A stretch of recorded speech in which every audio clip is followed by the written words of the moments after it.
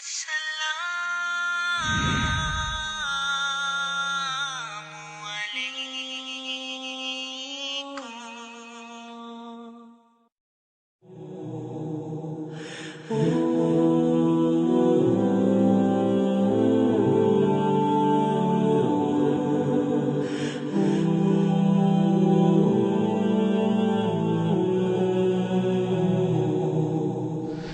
اللہ الرحمن الرحیم والصلاة والسلام علی رسولہ الکریم وعلی آلہ وصحبہ اجمعین، اما بعد۔ میرے بھائی اور دوستو، اللہ تعالیٰ فرماتے ہیں الحمدللہ الذی خلق السماوات والارض وجعل الظلمات والنور۔ سب تعریفیں اللہ کی ہیں جس نے زمین آسمان کو بنایا، اندھیرے اور روشنیوں کو بنایا۔ الظلمات جمع ہے، النور واحد ہے۔ ظلمتیں بے شمار ہیں، روشنی ایک ہے، اور اندھیرے کی کوئی فزکس کوئی نہیں ہے، روشنی کی فزکس ہے۔ اندھیرے کی کوئی کیمسٹری کوئی نہیں ہے، روشنی کی کیمسٹری ہے۔ روشنی نہیں ہے، اس کو اندھیرا کہتے ہیں۔ اندھیرا بذات خود کوئی چیز بھی نہیں، روشنی کا نہ ہونا یہ اندھیرا ہے، لہذا اس کی نہ کوئی فزکس ہے نہ کوئی کیمسٹری ہے۔ جتنا بھی علم ہے وہ روشنی کے متعلق ہے، اندھیرے کے متعلق کچھ بھی نہیں ہے۔ اندھیرا جب آنکھوں کے سامنے چھاتا ہے تو دنیا میں راستہ نظر نہیں آتا، اور یہ اندھیرا جب دلوں پہ چھاتا ہے تو آخرت کا راستہ نظر نہیں آتا۔ تو دنیا کا اندھیرا تو ہمیں نظر آتا ہے کہ اب اندھیرا چھا گیا ہے، تو ہم نے اس کے لیے روشنیوں کا انتظام کیا ہے کہ ورنہ ہم راستہ کیسے تلاش کریں۔ دلوں پہ جب اندھیرا چھاتا ہے تو ہم اس کے لیے کوئی روشنی کا انتظام نہیں کرتے، جس کی وجہ سے پھر راستے سے بھٹکتے ہیں، جس کو اللہ نے یوں کہا کلا بل ران علی قلوبہم ما کانوا یکسبون۔ ان کے دلوں پہ طے چھا گئی ہے ان کے گناہوں کی وجہ سے، اور اس میں سے روشنی ختم ہو گئی۔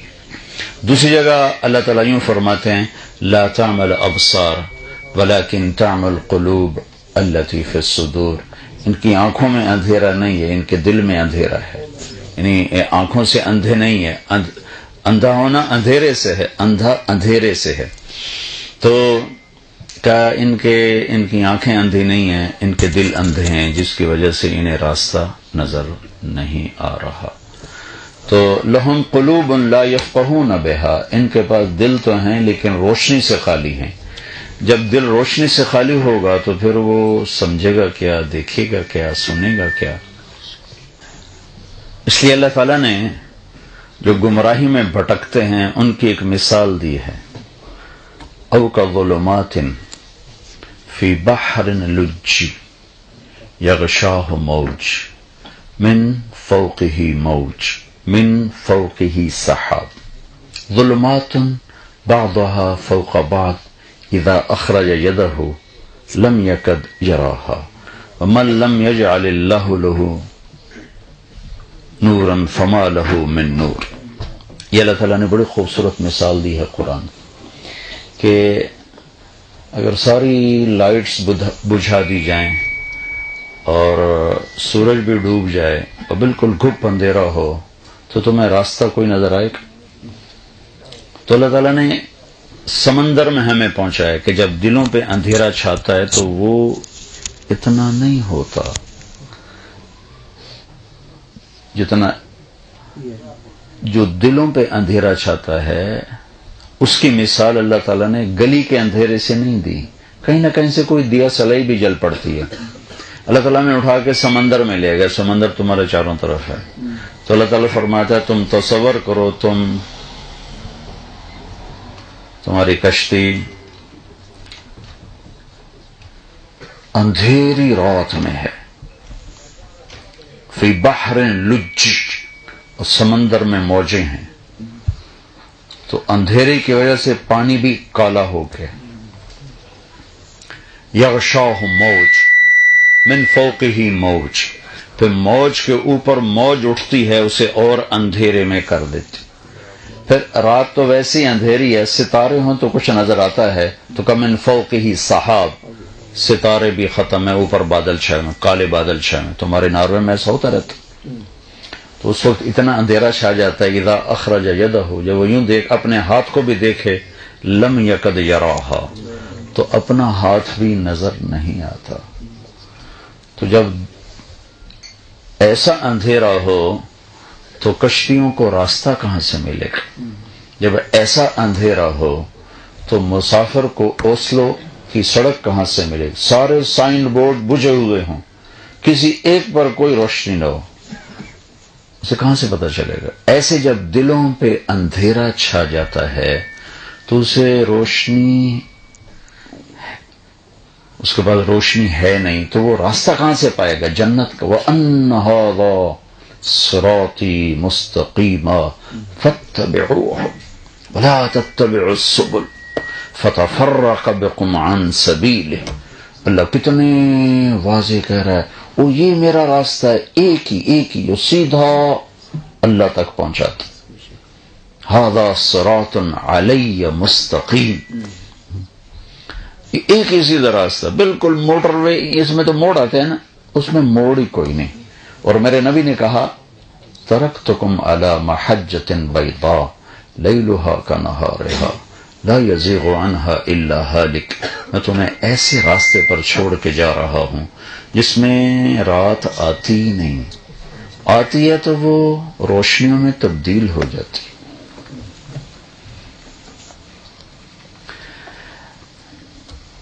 تو ان اندھیروں سے نکلنے کا راستہ کیا ہے؟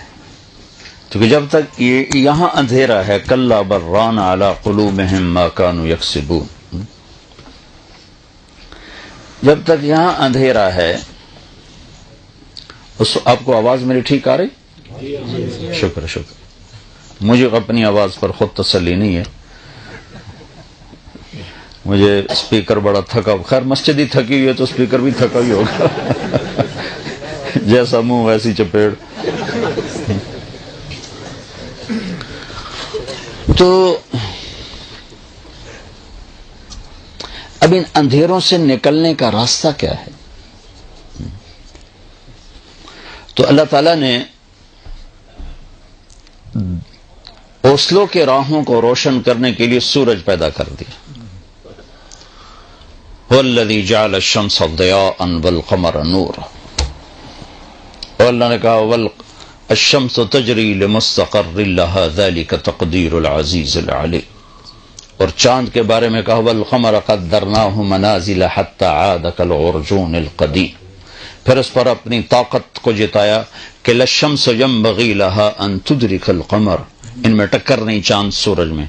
وَلَلَّيْلُ سَابِقُ النَّهَارِ، سورج چاند دن اور رات میں ٹکر نہیں. وَكُلٌّ فِي فَلَكٍ يَسْبَحُونَ، اور دونوں اپنے اپنے مدار پہ چلتے ہیں. اور ایسا چلتے ہیں کہ یغشی اللیل النہار، دن آگے رات پیچھے، دن آگے رات پیچھے.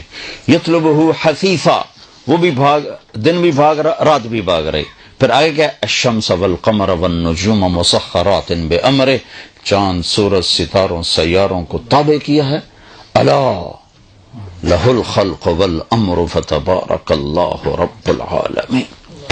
کوئی ہے ایسا طاقتور جو سارے نظام کو چلا سکے اور خطا بھی نہ کھائے؟ ما کان ربک نسیا، اتنی کائنات ہے، کہیں تو اللہ تعالیٰ کو خدا نہ، کہیں اللہ کو بھول لگ جاتی تو ہمارا ہوتا کیا؟ اوہو میرے بندو معاف کرنا، مجھے یاد نہیں رہا. تو وہ کتیا کے اندر سے مور نکل آیا، اور تم نے گندم بیجی تھی، مجھے یاد نہیں رہا، میں نے سارے کانٹے اگا دیے ہیں. ما کان ربک نسیا لا یضل ربی ولا ینسا لا يعزب عن ربك من مثقال ذرة ما كان الله ليعجزه من شيء في الأرض ولا في السماء سواء منکم من اسر القول ومن جہر بہ ومن هو مستخف باللیل وصارب بالنہار، دن ہو رات ہو، اندھیرا ہو اجالا ہو، زمین ہو آسمان ہو، مشرق ہو مغرب ہو، وہ تمہیں دیکھ بھی رہا ہے، سن بھی رہا ہے، تمہاری نگرانی بھی کر رہا ہے، نہ بھاگ سکتے ہو نہ چھپ سکتے ہو۔ انہا ان تق مثقال حبۃ من خردل فتکن فی صخرۃ او فی السماوات او فی الارض یأتی بها اللہ ان اللہ لطیف خبیر۔ جاؤ ایک ذرے کے برابر منہ کالا کرو یا ایک ذرے کے برابر مجھے راضی کرو، پھر چھپ کے کرو، کہاں زمین کے اندر، آسمانوں میں اڑ کے، خلاؤں میں چھپ کے اور غاروں میں چھپ کے کرو تو تیرا رب قیامت کا دن یوں کرے گا، اقرا کتابک کفا بنفسک اليوم علیک حسیبا۔ یہ تیرا رائی کے دانے کے اچھائی والا عمل اور برائی والا تیرے سامنے۔ علماء کہتے ہیں ان اخوف آیت فی القرآن، ان اخوف آیت فی القرآن، قرآن کی سب سے زیادہ ہیبت ناک اور سب سے زیادہ ڈرانے والی آیت، قرآن کی سب سے زیادہ ڈرانے والی آیت، فمن يعمل مثقال ذرة خيرا يره ومن يعمل مثقال ذرة شرا يره۔ ایک رائی کے برابر اچھائی کرو گے تو صلہ دیکھو گے، برائی کرو گے تو سزا دیکھو گے، پھر جسے چاہے معاف کر دے، وہ الگ اس کا دستور ہے، قانون اس نے بتا دیا ہے۔ بھائیو، دنیا میں بھی اصل اندھیرا ہے، روشنی اللہ لاتا ہے، روشنی اللہ لاتا ہے، اس لیے 97% اندھیرا ہے، روشنی ہے ہی کوئی نہیں، اور 3% روشن ہے کائنات میں، صرف 3%، جہاں اللہ نے روشنی کا انتظام کیا۔ اور ایک آیت ہے وآیت لہم اللیل نسلخ منہ النہار فاذا ہم مظلمون، اس آیت میں یہ اشارہ ہے کہ دنیا میں اصل اندھیرا ہے، روشنی میں لاتا ہوں۔ ایسی دلوں پہ بھی اندھیرا ہوتا ہے، واللہ اخرجکم من بطون امہاتکم لا تعلمون شیئا، اللہ نے تمہیں پیدا کیا تم جاہل، تو جہالت اندھیرا ہی تو ہے۔ اس جہالت کو دور کرنے کے لیے اللہ تعالیٰ نے کیا کیا ہے؟ الف لام را کتاب انزلناہ الیک لتخرج الناس من الظلمات الی النور، اللہ نے اپنے حبیب کو چنا، پہلے اسے نورانی بنایا، پہلے خود اسے نورانی بنایا اور اسے نور اور روشن کیا، اور کہا قد جاءکم من اللہ نور و کتاب مبین، تمہارے پاس ایک روشنی بھیج رہا ہوں، ایک نور بھیج رہا ہوں، جدھر سے گزرے گا ویسے ہی روشنی پھیل جائے گی۔ پھر اس کے ساتھ جو کتاب اتاری اس کو بھی نور فرمایا، واتبعوا النور الذی انزل معہ، قرآن کو بھی نور فرمایا، دو روشنیاں ہو گئی۔ دنیا کے اندھیروں کو دور کرنے کے لیے دو روشنیاں ہیں، ایک چاند کی روشنی ہے اور ایک سورج کی روشنی ہے۔ ان دو روشنیوں سے اندھیرے دور ہوتے ہیں، تو دل کے اندھیروں کو دور کرنے کے لیے دو روشنیاں ہیں، دو نور ہیں، ایک نبوت کا نور ہے اور ایک قرآن کا نور ہے۔ الف لام را کتاب انزلناہ الیک لتخرج الناس من الظلمات الی النور، ہم نے اس کتاب کو اتارا ہے کہ اے میرے حبیب، آپ کا نور، کتاب کا نور مل کر اوسلو والوں کو اندھیرے سے نکال کے روشنی میں لے آئیں، کہ جب تک یہ روشنی میں نہیں آئیں گے ان کو نظر نہیں آئے گا، صرف کراؤن ہی نظر آئے گا، بس ناروے کی نیشنلٹی مل جائے، بس کراؤن آ جائے، چاہے دھوکہ دینا پڑے، فراڈ کرنا پڑے، حرام کرنا پڑے، حرام بیچنا پڑے، جو کرنا پڑے، ہمارے پاس پیسہ آنا چاہیے۔ اور چونکہ ہمارے نبی عالمی ہیں تو سارا عالم، اور موسیٰ علیہ السلام صرف قوم کے لیے تو ان کا بھی یہی کام کہا، وَلَقَدْ أَرْسَلْنَا مُوسَىٰ بِآيَاتِنَا، چونکہ موسیٰ علیہ السلام قوم کے نبی ہیں، ہمارے نبی عالم کے نبی ہیں، ان سے کہا لِتُخْرِجَ النَّاسَ، سارے عالم کے انسان اندھیروں سے نکالو، روشنی میں لاؤ، اور موسیٰ علیہ السلام قوم کے نبی ہیں تو ان سے فرمایا وَلَقَدْ أَرْسَلْنَا مُوسَىٰ بِآيَاتِنَا أَنْ أَخْرِجْ قَوْمَكَ مِنَ الظُّلُمَاتِ إِلَى النُّورِ، کہ اے موسیٰ آپ کو بھی میں اپنی نشانی یعنی تورات دے رہا ہوں، آپ اپنی قوم کو اندھیروں سے نکال کر روشنیوں میں لائیں۔ تو بھائیو، یہ جو دل کی روشنی ہے، یہ جب تک پیدا نہ ہو انسان نہ اللہ کے سامنے جھک سکتا ہے نہ اللہ کے رسول کے سامنے۔ اس لیے ہم جو یہ نظریہ پیش کر رہے ہیں کہ ہر انسان فردن فردن اس نور کو حاصل کرنے کی محنت کرے اور ہر مسلمان دوسرے کو اس کے لیے تیار کرے، کیونکہ حکومت قانون تو بنا سکتی ہے، نور نہیں دے سکتی، اور نور نہ ملے تو دین پہ نہیں چل سکتا۔ میرے والد صاحب نماز کی شدت فرماتے تھے، کالج دور میں میں نے خود بے وضو نمازیں پڑھی باپ کی وجہ سے، تو میرا باپ مجھے نماز تو پڑھا سکتا ہے، وضو تو نہیں کروا سکتا، کتنا کو پیرا دے گا میرے اوپر۔ سینٹر ماڈل اسکول میں نے میٹرک کیا تو ہمارے ایک وارڈن آ گئے، بڑے نیک، اللہ ان کی بخشش کرے، طالب حسین مرحوم، تو وہ نمازی تھے، اس سے پہلے جو تھے وہ نمازی نہیں تھے، تو انہوں نے نماز کمپلسری کر دی، حاضری لگنی شروع ہو گئی۔ تو میرا روم میٹ، میں عشاء کی نماز، رمضان کا مہینہ، میں بالکل آخری صف میں کھڑا تھا، صرف ہم دکھاتے تھے طالب صاحب کو کہ ہم حاضر ہیں، منہ اٹھا اٹھا کیسے دکھاتے تھے جیسی حاضر۔ تو میرا ایک مر گیا مرحوم، اللہ اس کی بخشش کرے، مرید کے کہتا زمینداروں کا بیٹا تھا، میرا روم میٹ تھا، تو وہ آ کے میرے ساتھ شامل ہوا اور اس نے 4 رکعت نماز فرض کی نیت باندھی، 4 رکعت نماز فرض عشاء واسطے طالب حسین دے، اللہ اکبر۔ تو مجھے بھی نماز کی کوئی قدر تو تھی نہیں، میں نے نماز توڑ دی، میں کو ایک ہی کیتا ہی وہ آخر لگا میں طالب حسین دی پڑھدا پیا، اللہ دی تو کوئی نہیں پڑھدا پیا۔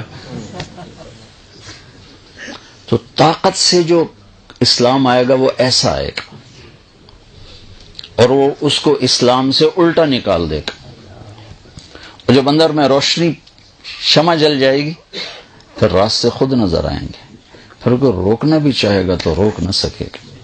آپ کے سامنے اوسلو کا بورڈ نظر آ رہا ہو اور کوئی کہے نہیں یہ نہیں ادھر نہیں جانا، آپ روکو گے؟ آپ نہیں روک سکتے،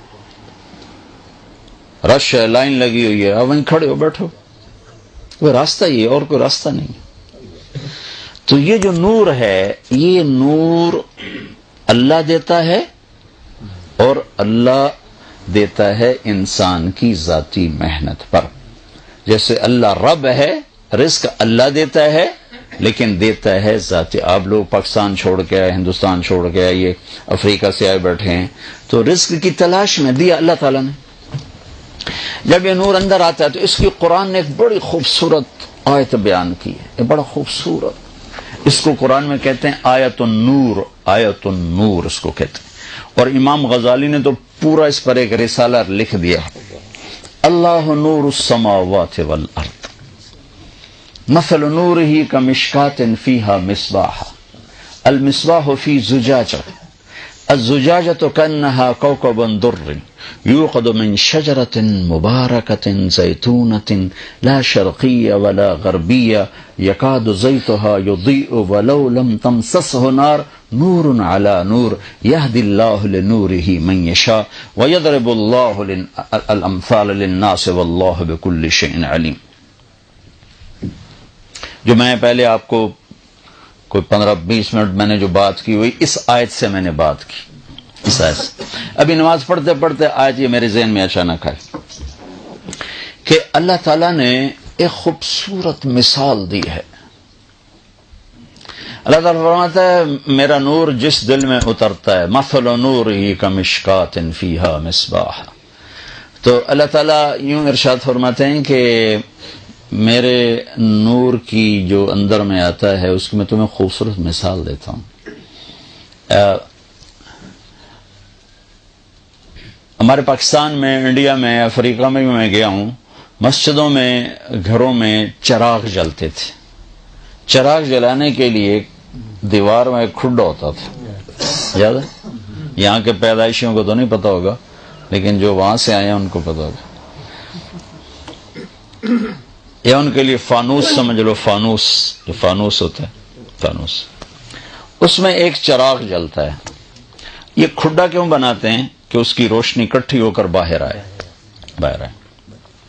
پھر اس چراغ کے اوپر ایک لیمپ ہوتا ہے، ایک شیشہ ہوتا ہے، لالٹین لیمپ، وہ شیشہ جتنا صاف ہوتا ہے اتنی روشنی زیادہ باہر نکلتی ہے، وہ شیشہ جتنا میلا ہوتا ہے یا کالا ہوتا ہے تو روشنی اتنی اس میں ڈم ہو جاتی ہے، زیرو ہو جاتی ہے۔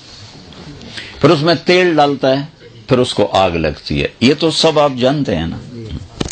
تو مثل نورہ کا مشکات، یعنی وہ جگہ جہاں وہ رکھنا ہے چراغ، وہ کون سی ہے؟ تو اللہ نے ہمارے وجود کو اور خاص طور پر سینے کو چراغ کے رکھنے کی جگہ بنائی ہے کہ یہ تمہارا طاقچہ ہے، یہاں میں نے ایک چراغ فٹ کیا ہے کا مشکات فیہا مصباح، میں نے اس میں ایک چراغ فٹ کیا ہے۔ وہ چراغ کیا ہے؟ وہ چراغ کیا ہے؟ وہ تمہارا ایمان ہے، وہ ایمان ہے۔ وہ چراغ کیا؟ لا الہ الا اللہ محمد الرسول اللہ۔ صرف لا تقوم الساعة حتى لا يقال اللہ اللہ، صرف لا الہ الا اللہ کہہ دینا ہی اتنا طاقتور ہے کہ جب تک ایک انسان بھی کہنے والا موجود ہے قیامت نہیں آ سکتی۔ یہ چراغ ہے، یہ روشنی ہے۔ اور صرف لا الہ الا اللہ محمد رسول اللہ، لا الہ الا اللہ، نہ اس پر کوئی، نہ اس کی معرفت کا پتہ ہے، نہ اس کی گہرائیوں کا پتہ ہے۔ ایک چھوٹے سے پرزے پہ لا الہ الا اللہ لکھ کر ادھر ایک رکھ لو، یہاں چھوٹی سی پرچی بنا کے اس پر لا الہ الا اللہ لکھو یہ، اور اس کو یہاں رکھ لو۔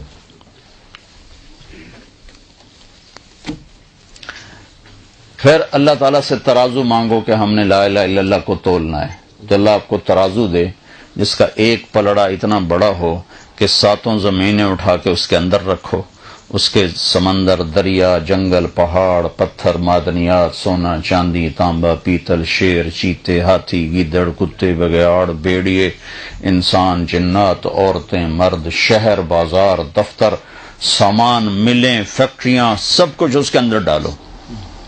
پھر اس کے بعد سورج، چاند، ستارے، سیارے، سب کچھ اس کے اندر ڈالو۔ پھر بلیک ہولز کو کھینچ کر اس کے اندر ڈالو۔ پھر پہلا، دوسرا، تیسرا، چوتھا، پانچواں، چھٹا، 7 آسمان اس کے اندر ڈالو۔ پھر 7 آسمان کے فرشتے اس کے اندر بٹھاؤ۔ پھر اللہ کی جنت جہنم کو کھینچ کر اس کے اندر بٹھاؤ۔ پھر اللہ کے عرش کے فرشتوں کو اس کے اندر بٹھاؤ۔ پھر اللہ تعالیٰ کی کرسی کو کھینچ کر اس کے اندر ڈالو۔ پھر اللہ تعالیٰ کے عرش کو کھینچ کر اس کے اندر ڈالو۔ پھر اس کے اوپر جبریل کو بھی بٹھاؤ، میکائیل کو بھی بٹھاؤ، اسرائیل کو بھی بٹھاؤ، اسرافیل کو بھی بٹھاؤ۔ بس ایک اللہ واحد ہو، باقی ہر شے زمین سے لے کر عرش تک اس پلڑ میں ڈالو، اور دوسرے میں یہ لا الہ الا اللہ یوں ڈالو۔ تو میرے نبی کا فرمان ہے لرجحت بہن لا الہ الا اللہ، تو لا الہ الا اللہ سب کو ہوا میں اڑا دے گا۔ والذی نفسی بیدہ لو جیء بالسماوات السبع والارضین السبع وما فیہن وما بینہن وما تحتہن فوضعن فی کفۃ المیزان ولا الہ الا اللہ فی الکفہ لرجحت بہن لا الہ الا اللہ۔ لا الہ الا اللہ ہوا میں اڑا دے گا کل کائنات۔ میں ہر جگہ کہتا آیا ہوں لا الہ الا اللہ پاسپورٹ ہے اور محمد الرسول اللہ ویزا ہے۔ اللہ نے پاسپورٹ تو تمہیں مفت میں دے دیا، اب ویزا بنوا لو۔ اللہ کے بندو، یہاں کا ویزا بنوانے کے لیے کتنے چکر کر رہے ہو، کتنی ہیرا پھیریاں۔ تو اللہ تعالیٰ نے پاسپورٹ مفت میں دے دیا، ماں کی گود سے دے دیا، پاسپورٹ مل گیا ہے۔ پاسپورٹ کے بغیر آپ سفر نہیں کر سکتے، اور ویزا کے بغیر آپ انٹر نہیں ہو سکتے۔ تو لا الہ الا اللہ تو مل گیا، لیکن پل صراط پہ روک لیا جائے گا، ویزا دکھاؤ، ویزا دکھاؤ۔ ویزا ہے تو آپ جنت کی انٹری ہو سکتی، ویزا نہیں تو واپس کر دیے جاؤ۔ اور یہ دنیا تو ہے نہیں کہ بھئی تم جیلی کاغذات بنا کے اندر بڑھ جاؤ۔ جیسے ہمارے باڑے میں سارے ڈالر لے لو، پاؤنڈ لے لو، ریال لے لو، درہم لے لو، دینار لے لو، سارا باڑا اس کام میں لگاؤ۔ تو لا الہ الا اللہ پاسپورٹ ہے، اللہ نے دے دیا ہے۔ ہاتھ جوڑتا ہوں، اللہ کا واسطہ دیتا ہوں، اس کے نبی کا واسطہ دیتا ہوں، ویزا بھی لگوا لو، نقلی لگوا لو۔ تم نقل مار کے پاکستان میں پاس ہو جاتے ہو کہ نہیں ہو جاتے ہیں؟ تو اللہ کے نبی کی نقل مار لو، چاہے تمہارا اندر کتنا ہی گندا ہے، نقل اتار لو۔ اللہ اوپر سے دیکھ کر ہی سائن کر دے گا، ٹھیک ہے ٹھیک ہے۔ اتنی اللہ کے نبی کو بے قیمت نہ بناؤ، اس کی زندگی کو اتنا سستا نہ بناؤ۔ ایک کراؤن گر جائے تو جھک کے اٹھاتے ہو، روزانہ سنتوں کو برباد کرتے ہو، تمہیں پرواہ نہیں ہوتی۔ حساب کرتے ہو 18 روپے دا ہے، 18 روپے دا کتنے کا ہے؟ 17.28 دیکھو نا، اگو اشاریے بھی یاد ہیں، 17.28۔ تو میرے رب کی قسم، ایک ایک سنت، ایک ایک سنت، ایک ایک سنت ساتوں زمین آسمان سے زیادہ قیمت، ایک ایک سنت۔ لا الہ الا اللہ پاسپورٹ ہے، محمد رسول اللہ ویزا ہے، ویزا لگواؤ، مرنے سے پہلے پہلے لگواؤ۔ تو یہ جو ایمان ہے لا الہ الا اللہ محمد رسول اللہ، یہ ہے چراغ، اور یہ چراغ کہاں ہے؟ المصباح فی زجاجہ، اس کے اوپر ایک شیشہ فٹ ہے، وہ شیشے کا صاف ہونا ضروری، ورنہ چراغ کی روشنی مدھم پڑ جائے گی۔ وہ چراغ کیا ہے؟ وہ شیشہ کیا ہے؟ وہ دل ہے، دل ہے۔ جب ہمارے یہاں بجلی نہیں تھی تو ہمارا ایک نوکر تھا فریدہ، تو مجھے آج میری آنکھوں کے سامنے عصر کے بعد وہ ساری لالٹینیں لیمپ لائن لگا کے بیٹھا ہوتا تھا اور وہ سب کو صاف کر رہا ہوتا تھا۔ اور جو والد صاحب کے کمرے میں لیمپ رکھا جاتا تھا اور باقی کمروں میں لالٹین ہوتی تھی، تو ابا جی کے کمرے کا لیمپ وہ خوب رگڑ رگڑ کے صاف کرتا تھا کہ کہیں سوٹے نہ پہ جائیں۔ تو وہ میری آنکھوں کے سامنے وہ بیٹھا، وہ لیمپ صاف کر رہا، وہ شیشے صاف کر رہا ہے۔ تو بڑی خوبصورت مثال ہے، کمشکات فیہا مصباح، ایک یہ ہے تمہارا تاکشہ، اس میں ہے، اس میں ایک چراغ ہے، وہ ایمان ہے، وہ اس کے اوپر ایک شیشہ ہے، وہ شیشہ کیا؟ وہ تمہارا دل ہے۔ الزجاجۃ کانہا کوکب دری یوقد من شجرۃ مبارکۃ زیتونۃ لا شرقیۃ ولا غربیۃ یکاد زیتھا یضیء ولو لم تمسسہ نار۔ یہ جو شیشہ ہے، اس کو اتنا روشن کرو جیسے ستارے روشن ہوتے ہیں، کہ اندر سے ایمان چمکتا ہوا باہر نکلے۔ کیونکہ جیسے کپڑے پہ دھبا لگتا ہے تو برا لگنے لگتا ہے۔ جب نئے کپڑے پہنے ہوں تو آدمی اپنے تولیہ آگے رکھتا ہے کھاتے ہوئے کہ کوئی چیز اوپر نہ گر جائے۔ بڑے ہوٹلوں میں کھانا کھانے جاؤ تو نیپکن ساتھ رکھے ہوتے ہیں کہ کہیں کپڑے پہ داغ نہ لگ جائے، کہ صاف کپڑے پر داغ برا لگتا ہے۔ تو میرا اللہ تعالیٰ فرما رہا ہے اپنا دل تم روشن کرو، وہ روشن ایسے کرو جیسے تارے روشن ہوتے ہیں۔ تو ستاروں کی جب روشنی ہو، ایسا صاف شیشہ ہو اور اندر میں چراغ روشن ہو، تو روشنی کہاں تک جائے گی؟ تمہاری نئی گاڑی ہو اور اس کے ہیڈ لائٹس کے اوپر تم کالا پینٹ کر دو، تمہیں خود نظر نہیں آئے گا تو اگلے کو کرنا، پیلا کر دو، نیلا کر دو، سابا کر دو، تو روشنی مدھم ہو جائے گی، نظر آنا بند ہو جائے گی۔ تو جب آدمی کوئی گناہ کرتا ہے تو اس کے اوپر ایک پینٹ ہوتا ہے کالا، پھر دوسرا کرتا ہے، پھر اور تیسرا کرتا ہے، اور چوتھا کرتا ہے، اور پانچواں کرتا ہے، اور حرام روٹی اندر جاتی ہے اور کالا ہوتا ہے، کوئی گناہ ہوتا ہے اور کالا ہوتا ہے، ہوتے ہوتے ہوتے ہوتے ہوتے ہوتے کلا برانا قلوبہم ما کانوا یکسبون۔ پھر جیسے وہ دانت صاف نہ کرو تو موٹا موٹا کریڑا جم جاتا ہے جس کو پھر وہ سوئے مار مار ڈاکٹر نکالتے ہیں، ایسے پورے دل کے اوپر ایک سیاہی کی تہ چھا جاتی ہے، نہ روشنی اندر جاتی ہے نہ اندر کی باہر آتی، اس کو نظر ہی کچھ نہیں آتا۔ تو اللہ تعالیٰ کہہ رہا ہے المصباح فی زجاجہ، وہ تمہارے ایمان کا کی جو لالٹین ہے نا، وہ ایک شیشے کے اندر ہے۔ وہ شیشہ کیسا ہے؟ کوکب دری، چمکتا روشن۔ اب رہ گیا تیل ڈالنا۔ جب میں نے چراغ تو مکمل کر دیا نا، لالٹین بھی بنا دی، شیشہ بھی بنا دیا، اور جہاں رکھنا وہ بھی بتا دیا، اب اس میں تیل ڈالنا ہے۔ وہ کیا ہے؟ یوقد من شجرۃ مبارکۃ زیتونۃ لا شرقیۃ ولا غربیہ، وہ ہے قرآن، جس کو اللہ نے زیتون کے تیل سے تشبیہ دی ہے کہ دنیا کی مفید ترین چیز ہے انسانی جسم کے لیے زیتون، اللہ نے 2 قسمیں کھائیں غذاؤں کی، والتین والزیتون، مجھے قسم ہے انجیر کی اور مجھے قسم ہے زیتون کی۔ یہ 2 قسمیں کھا کر مسلمانوں کو کھانے کا طریقہ بتایا ہے کہ مسلمان اندھا ہو کے نہیں کھاتا، صرف زبان کے چسکے کے لیے نہیں کھاتا۔ اگر یہ ہوتا تو اللہ تعالیٰ قسم کھاتا، مجھے پکوڑے کی قسم، مجھے سموسے کی قسم، مجھے حلوے پوڑی کی قسم، مجھے سری پائے کی قسم۔ میں گجراں والی ہے، سری پائے کھا کے اتو لسی پین دے، بالکل عقل دے اتے میڑا مار دیں دے۔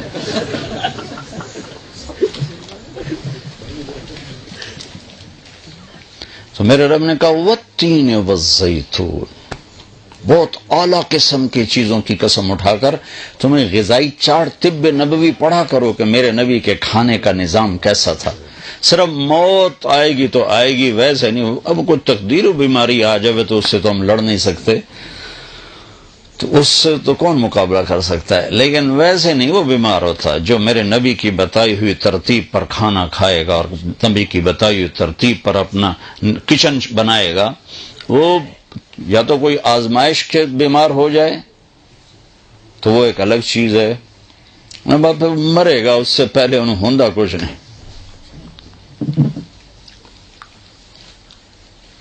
زیتون تو اللہ نے کہا اس میں زیتون کا تیل ڈلتا ہے جو اس کو روشن کرتا ہے۔ وہ تیل اتنا روشن ہے کہ اس کو آگ نہ دکھاؤ پھر بھی وہ چمک رہا ہے، چمک رہا ہے، چمک رہا ہے۔ تو جب اس کو آگ دکھاتے ہو تو نور علی نور، پھر اس کی روشنی پر روشنی، روشنی پر روشنی۔ تو قرآن سے کوئی نفع نہ اٹھاؤ تو خود نور ہے۔ قرآن سے تم کوئی نفع نہ اٹھاؤ، یعنی تیلی نہ دکھاؤ تو وہ خود نور ہے، روشن ہے۔ جب تم اس کو عمل کی تیلی لگاؤ گے تو پھر نور علی نور، نور علی نور، یہدی اللہ لنورہ من یشاء۔ بھائیو اوسلو میں رہو، اللہ کو کوئی آپ پر کوئی اعتراض نہیں۔ قل سیروا فی الارض فانتشروا فی الارض وابتغوا من فضل اللہ، جاؤ زمین میں پھیل جاؤ، میرا رزق تلاش کرو جو میں نے تمہارے لیے مقدر کیا ہے، لیکن ایک شرط لگائی، واذکروا اللہ کثیرا، مجھے بھول نہ جانا، بھول نہ جانا۔ کوئی شراب بیچنے لگ جائے، کوئی سور بیچنے لگ جائے، اور کوئی ڈرگ بیچ، میں وہاں سے آ رہا ہوں، نہیں ستوانگر نہیں یار، یہ یار چپ تک کرو۔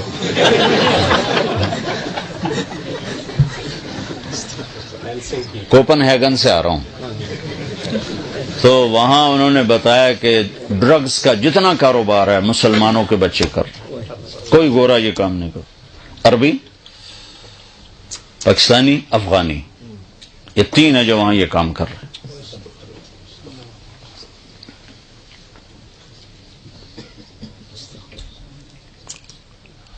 کہ دلوں پہ اندھیرا چھایا ہے، ان کو نظر ہی نہیں آ رہا کہ ہم کیا کر رہے ہیں۔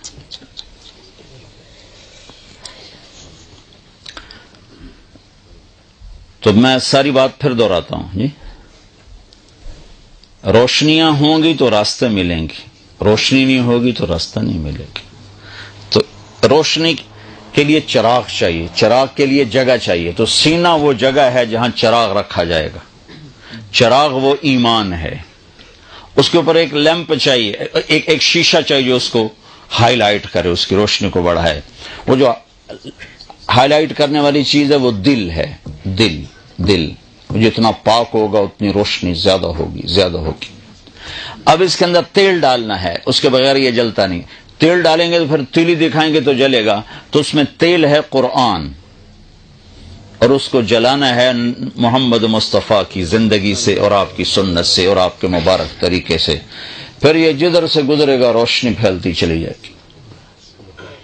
بعض ایمان والے جب جہنم سے گزریں گے تو مجھے دیکھو پتہ نہیں کتنے عرصے بعد یہ حدیث یاد ہے، بعض ایمان والے جب جہنم سے گزریں گے نا پلسرات سے، تو کہے گی جز فقد اطفأ نورک لہبی، او میاں اللہ کے بندے، اللہ کی بندی، جلدی گزر جا، تیرے نور نے مجھے ٹھنڈا کر دیا ہے، نور، تیرے نور نے مجھے ٹھنڈا کر دیا ہے۔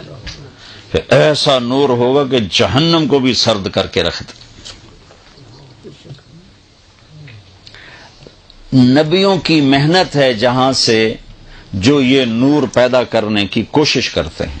یہ انبیاء 1.25 لاکھ نبیوں نے یہ محنت کی، اور ہمارے نبی پاک صلی اللہ علیہ وسلم کی ختم نبوت کی طفیل یہ محنت ہمیں ملی، اور ہمیں کہا گیا ھذا بلاغ للناس، یہ پیغام ہے جو لوگوں کو پہنچانا ہے. اب اللہ نے اس آیت کے بعد آگے ایک آیت بیان کی ہے جس میں اشارہ کیا کہ یہ نور ملے گا کہاں. تمہیں بلب لینا ہو تو بازار جاؤ، انرجی سیور لینا ہو تو الیکٹرک شاپ پہ جاؤ، لائٹر لینا ہو جاؤ شاپ پہ جاؤ. تو یہ جو نور ہے جس سے میں اندر سے بھی روشن اور باہر سے بھی روشن، اور مجھے جنت کا راستہ نظر آئے، جہنم کا راستہ نظر آئے، جہنم سے بچوں، جنت کے راستے پر چلوں، جب یہ نظر آ جاتا تو آدمی کہاں تک چلا جاتا. ہم لوگ ایک کراؤن نہیں چھوڑتے، نماز چھوڑ دیتے ہیں، ہیرا پھیری، جھوٹ، چوری، ڈاکہ. ابھی تو بتا رہا ہوں کہ سارا ڈرگس کا کاروبار مسلمانوں کے بچے کر رہے ہیں.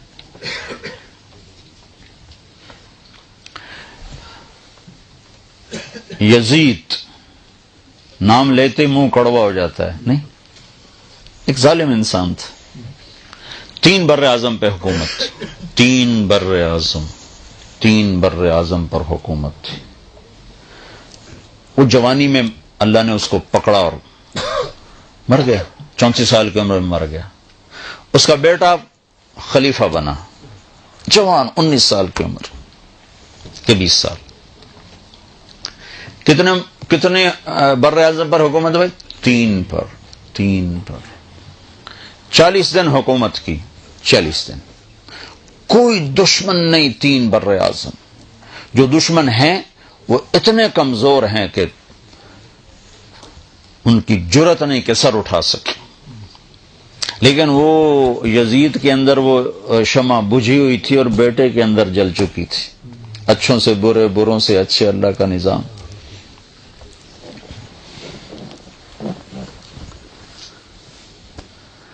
اس نے 40 دن حکومت کی اور پھر سارے سلطنت کو اکٹھا کیا جو اس کے خاندان کے لوگ، اور ایک عجب بات کہنے لگا، لوگوں، جس تخت کے نیچے حسین کا خون ہو، جس تخت کے نیچے آل الرسول کا خون ہو، میں اس تخت پہ لعنت بھیجتا ہوں. یہ ہے تمہاری حکومت، جس کو چاہے دے دو، مجھے نہیں چاہیے.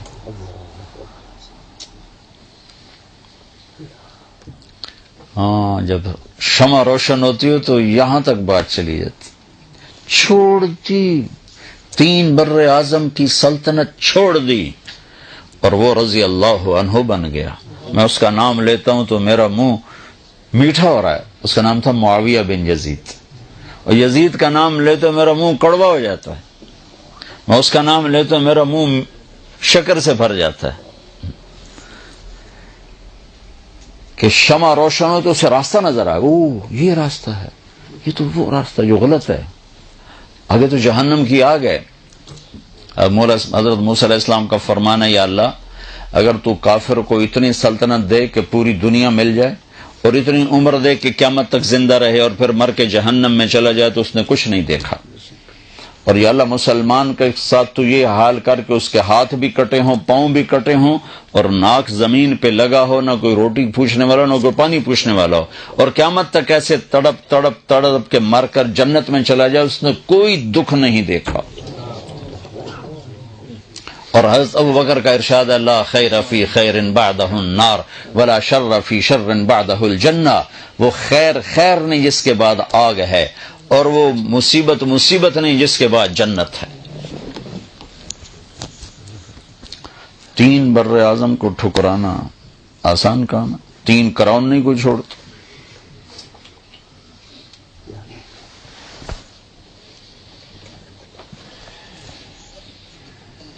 تو اس روشنی کا حاصل کرنا یہ ہر مسلمان کی محنت ہے. یہ روشنی کہاں سے ملے گی؟ تو آگے اللہ نے ایک آیت بیان کی ہے، فی بیوت اذن اللہ ان ترفع وَيُذْكَرَ فِيهَا اسْمُهُ يُسَبِّحُ لَهُ فِيهَا بِالْغُدُوِّ وَالْآصَالِ رِجَالٌ لا تلهيهم تجارة ولا بيع عن ذكر الله وإقام الصلاة وإيتاء الزكاة يخافون يوما تتقلب فيه القلوب والأبصار. اللہ نے کہا انرجی سیور لینا ہو تو الیکٹرک شاپ پہ جاؤ، اگر دل کا نور لینا ہو تو میں نے دنیا میں مسجدیں بنائی ہیں، مسجد میں آؤ. یہ مسجدیں بیوت فی بیوت اذن اللہ نے اپنا گھر کہا. وَأَنَّ الْمَسَاجِدَ لِلَّهِ مسجدیں اللہ کے گھر ہیں، اللہ نے اسے اپنا گھر فرمایا. کہ یہ نور یہاں تقسیم ہوتا ہے. مسجد والے بنو.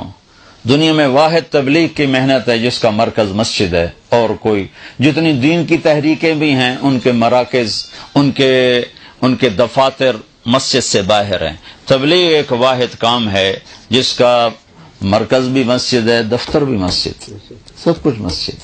تو اللہ تعالیٰ نے اس آیت میں اشارہ کیا ہے کہ یہ نور مسجدوں سے ملتا ہے. لہذا مسجد میں آنا پڑے گا اور مسجدوں میں بیٹھنا پڑے گا. اللہ تعالیٰ کے نبی نے، اللہ نے جب سب سے پہلے دنیا کو بنانے کا ارادہ کیا تو پہلے مسجد بنائی. ان اول بیت وضع للناس للذی ببکۃ مبارکا وہدی للعالمین فیہ آیات بینات مقام ابراہیم من دخلہ کان آمنا. اللہ تعالیٰ نے فرمایا جب میں نے دنیا آباد کرنے کا ارادہ کیا تو پہلے مسجد بنائی. ہمارے نبی پاک صلی اللہ علیہ وسلم جب ہجرت کے لیے مجبور ہو کے، اس دعوت کی محنت میں ایک وقت ایسا آتا ہے کہ قوم ہی مخالف ہو جاتی. میں ایک جگہ بیان کرنے جا رہا تھا، میرا کزن میرے ساتھ بیٹھا تھا، میں اس کو ساتھ لے گیا تو آگے مجمع تھا بہت زیادہ. پاکستان میں تو ماشاءاللہ بڑے بڑے مجمع اکٹھے ہوتے. تو واپسی پر میں نے بڑی حسرت سے کہا، میں کہ دیکھو یار، پرائے کتنے شوق سے سنتے ہیں اور اپنوں کا حال یہ ہے کہ آ کے حال بھی نہیں پوچھتے. تو ان سے کہنے لگا بھائی یہ تمہارے سچے ہونے کی علامت ہے کہ اللہ کے نبی کی قوم بھی ساری زندگی ان کی دشمنی رہی. یہ تمہارے سچے ہونے کی علامت ہے کہ اپنے نہیں سنتے، یہ سچے ہونے کی علامت. تو اللہ کے نبی مکہ میں تھے تو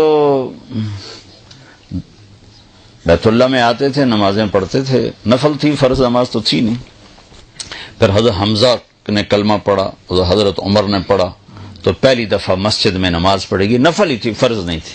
لیکن پھر بھی جب زیادہ ہو گیا کام اور رہنا مشکل ہو گیا تو آپ نے ہجرت کا ارادہ کیا. ادھر حضرت ابو طالب فوت ہو گئے تو ان کی وفات سے جو باہر پروٹیکشن تھی وہ ختم ہو گئی. ادھر حضرت خدیجہ فوت ہو گئی ایک ہی مہینے میں 10 دن کے اندر. پہلے چچا پھر بیگم. تو باہر کا آسرا بھی ختم ہو گیا، اندر کا آسرا بھی ختم ہو گیا. تو باہر چچا سینہ سپر تھے، اندر حضرت خدیجہ زخموں پہ مرہم رکھتی تھیں. تو جب آپ دونوں طرف سے تنہا ہو گئے تو پھر قریش نے تنگ کرنا، پہلے ہاتھ نہیں اٹھاتے تھے، پھر قریش نے مارنا شروع کیا، پیٹنا شروع کیا. تو اس پر ہمارے نبی فرماتے ہیں ما اسرا ما وجدنا فقدک یا اے میرے چچا، تیرے جانے کی کمی بڑی جلدی محسوس ہونے لگی. پہلے کوئی ہاتھ نہیں اٹھاتا تھا، پھر مار پیٹ، پتھر، روڑے، اور گردن میں چادر ڈال کے عقبہ نے جو مروڑنا شروع کیا، آنکھیں باہر نکل بے بسی کے ساتھ. اور سجدے میں تھے تو اوپر آ کر اونٹوں کی اوجڑی پھینک دی، آپ کو اٹھنا مشکل ہو گیا. یہ سارے کام چچا کی وفات کے بعد ہیں. چچا کی زندگی میں کوئی ایسا نہیں کرتا تھا. ویسے منہ سے تنگ کرتے تھے، ہاتھ کوئی نہیں اٹھاتا. جب یہ دونوں آسرے ختم ہو گئے تو پھر آپ نے کہا چلو میں طائف چلا جاؤں، شاید وہاں پناہ مل جائے. وہاں تشریف لے گئے تو انہوں نے وہ حال کیا کہ انسانی تاریخ میں فرشتے 2 دفعہ روئے ہیں، آسمان کے فرشتے 2 دفعہ روئے ہیں. ایک 4000 سال پہلے جب 90 سال کا بوڑھا باپ 7-8 سال کے معصوم بچے کے لیے چھری چھپا کے کھڑا ہوا ہے، اور بچہ ملا ہے 82 سال کی عمر میں یا 84 سال کی عمر میں بچہ ملا ہے. اور جب عمر ہو گئی 90-92 سال کی، جب آدمی مرغی بھی نہیں ذبح کر سکتا تو اللہ نے کہا جا اس کو ذبح کر دے. تو مینا کی وادی، اب تو خیر سارا وہ میدان بن گیا، لیکن مینا کی طرف منہ ہو تو الٹے ہاتھ ایک پہاڑ تھا جو اللہ نے، جو آل سعود نے حجاج کے لیے ہٹا دیا. وہاں دونوں باپ بیٹا کھڑے ہوئے ہیں اور باپ کہتا ہے بیٹا تیرے ذبح ہونے کا حکم ہو چکا ہے، تیری کیا رائے ہے؟ تنظر ماذا ترا. تو بیٹا کہتا ہے کہ ابا اللہ کے حکم کے بعد میری رائے پوچھتے ہو؟ یا تو تیرا حکم ہوتا تو پھر تو مجھ سے رائے لیتا، اللہ کے امر کے بعد مجھ سے رائے لیتے ہو کہ میں کیا کروں؟ افعل یا ابا تفعل، عجب جملہ ہے، یا ابا تفعل، جلدی کر، دیر کیوں کر رہے ہو، ابھی کرو. تو اس پر حضرت ابراہیم علیہ السلام نے کہا پتہ بھی ہے میں کیا کہہ رہا ہوں؟ کہا ہاں پتہ ہے، ذبح ہوں گا تو کوئی مسئلہ نہیں، آپ کے بدلے میں اللہ ملے گا وہ آپ سے اچھا ہے، دنیا کے بدلے میں جنت ملے گی وہ دنیا سے اچھی ہے. پھر کہنے کہ ہاں البتہ مجھے ماں کا بڑا خیال آ رہا ہے کہ اس کو بڑا صدمہ ہوگا. تو اب اپنا کرتا اتارا اور اپنے باپ کو دیا، کیا کہ یہ کرتا میری نشانی ہے، میری ماں کو دے دینا، جب وہ کبھی اسے میں یاد آؤں گا میرا کرتا دیکھ لیا کرے گی، اور تم اپنے کرتے میں مجھے کفن دے کے ادھر ہی دفن کر دینا، ادھر نہ لے جانا، یہیں دبا دیں، اور آپ میرے ہاتھ پاؤں باندھ دیں کہ کہیں میرا ہاتھ یا پاؤں آپ کو لگے تو آپ کو تکلیف نہ پہنچے. تو ذرا آپ چشم تصور میں سوچنے کی کوشش کرو کہ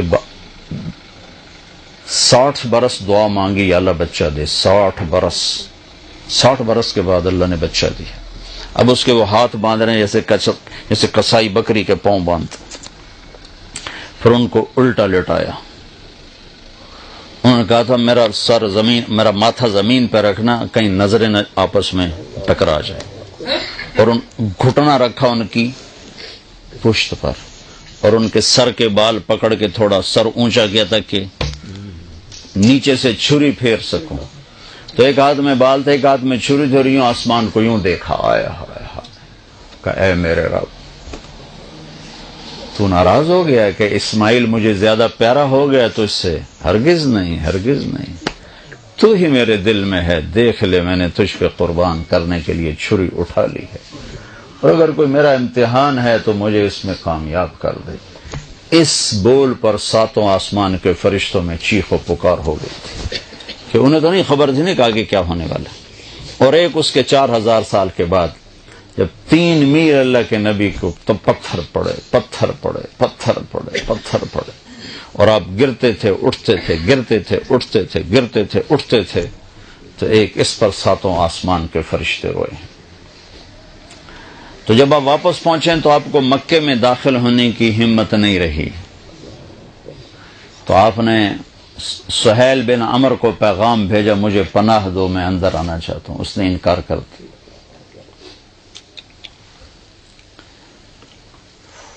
پھر آپ نے اخنس بن شریک کو پیغام دیا کہ مجھے پناہ دو، میں اندر آنا چاہتا ہوں. اس نے انکار کر دیا، انہوں نے کہا میں نہیں کرتا. پھر آپ نے متم بن عدی کو پیغام بھیجا کہ میں اندر آنا چاہتا ہوں، مجھے پناہ دو. تو پھر متم اپنے بچوں کو لے کر گیا اور آپ کو لایا اور کہا کہ میں نے ان کو پناہ دی ہے، ان پر کوئی ہاتھ نہ اٹھائے. تو حالات ایسے ہو گئے تھے کہ رہنا بڑا مشکل ہو گیا تھا. تو آپ نے پھر حج کے دنوں میں حاجیوں میں گشت کرنے شروع کیے کہ کوئی مجھے ساتھ لے جائے اور میں اللہ کا پیغام پہنچاؤں. تو سب سے زیادہ جو دکھ والی بات آپ سنتے تھے وہ یہ ہوتی تھی کہ قبیلے والے پوچھتے تیری قوم کا تیرے ساتھ کیا معاملہ ہے؟ تو آپ فرماتے انہوں نے تو جھٹلا دیا ہے. تو وہ کہتے جب تیری قوم نے تجھے جھٹلایا ہے تو ہم تجھے سچا کیسے جانے؟ پھر آپ بڑے دکھی دل کے ساتھ واپس آتے. ہوئے ہوئے ہوئے ہوئے کیا گزرتی ہوگی اللہ کے نبی کے دل پر. اللہ کائنات کی افضل ترین ہستی، افضل ترین ہستی. وَأَحْسَنَ مِنْكَ لَمْ تَرَ قَطُّ عَيْنِي. یا رسول اللہ آپ جیسا حسین کسی آنکھ نے نہیں دیکھا، نہ میری آنکھ نے دیکھا. وَأَجْمَلَ مِنْكَ لَمْ تَلِدِ النِّسَاءُ. آپ جیسے عالی نسب والا یا رسول اللہ کسی ماں نے نہیں جانا. اتنا فکان قاب قوسین او ادنا، اتنے اونچے مقام والے. عسى ان يبعثك ربك مقاما محمودا، اتنے اونچے مقام والے. بنو حنیفہ کو دعوت دی، انہوں نے گالیاں نکالی. آپ اونٹنی پہ سوار ہوئے، اونٹنی کھڑی ہوئی تو اس نے پیچھے سے نیزہ مارا ابن بجیرہ نے، تو آپ اونٹنی سے گر کر زمین پر آئے، یوں گرے، چٹانوں کے اوپر گرے. یہ وہ ہے جس کے چہرے کی اللہ نے قسمیں کھائیں، والضحی، جس کی زلفوں کی قسمیں کھائیں، واللیل اذا سجا، جس کی آنکھوں کا ذکر کیا، ما زاغ البصر وما طغى، جس کی زبان کا ذکر کیا، لا تحرک به لسانک، جس کے چہرے کا ذکر کیا، فول وجهک شطر المسجد الحرام، جس کی زبان کا ذکر کیا، لا تحرک به لسانک، جس کے ہاتھ کا ذکر کیا، لا تجعل یدک مغلولا، جس کی گردن کا ذکر کیا، علی عنقک، جس کے سینے کا ذکر کیا، الم نشرح لک صدرک، جس کے دل کا ذکر کیا، علی قلبک، جس کی کمر کا ذکر کیا، الذی انقض ظہرک، جس کے بول کی قسم کھائی، وقیلہ یا رب ان ہؤلاء قوم لا یؤمنون، جس کی چادر کا ذکر کیا، یا ایھا المزمل، جس کے کمبل کا ذکر کیا، یا ایھا المدثر، جس کی چال کا ذکر کیا، یمشی فی الاسواق، اور جس کے رات کے رونے کا ذکر کیا، فلا تذهب نفسک علیہم حسرات، جس کے رات کے اٹھنے کا ذکر کیا، قم اللیل الا قلیلا،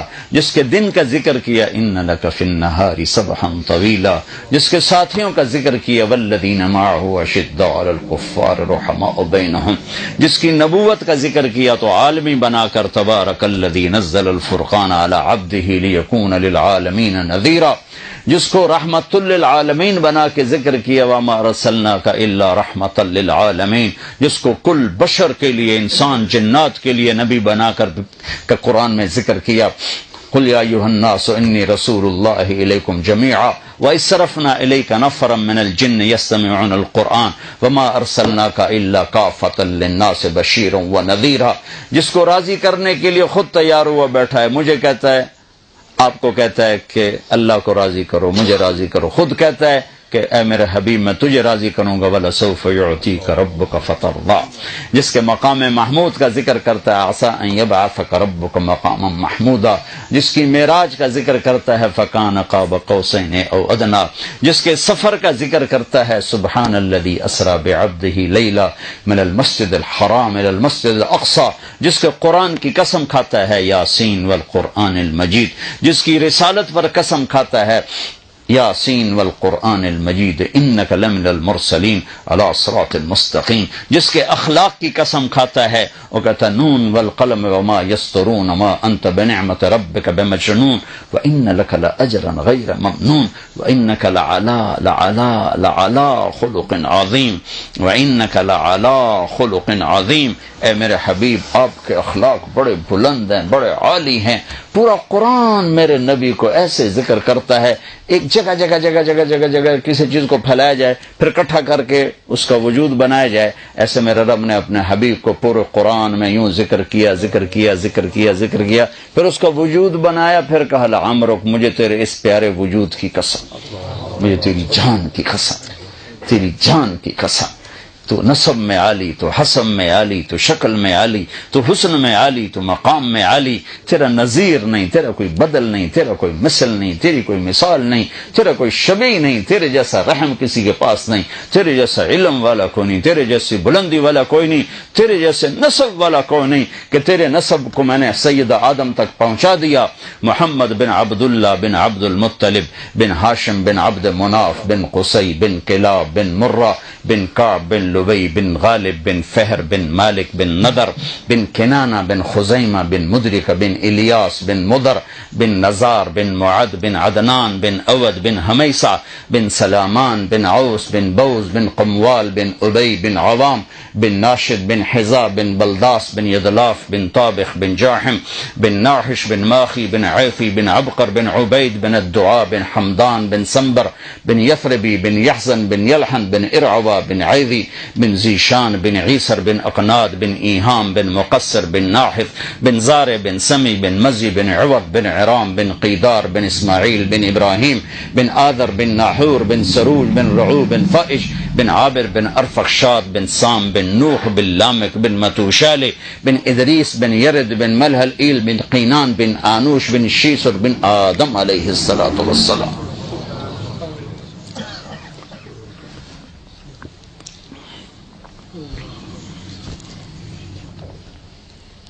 نیزہ لگا, الٹ کے گرے,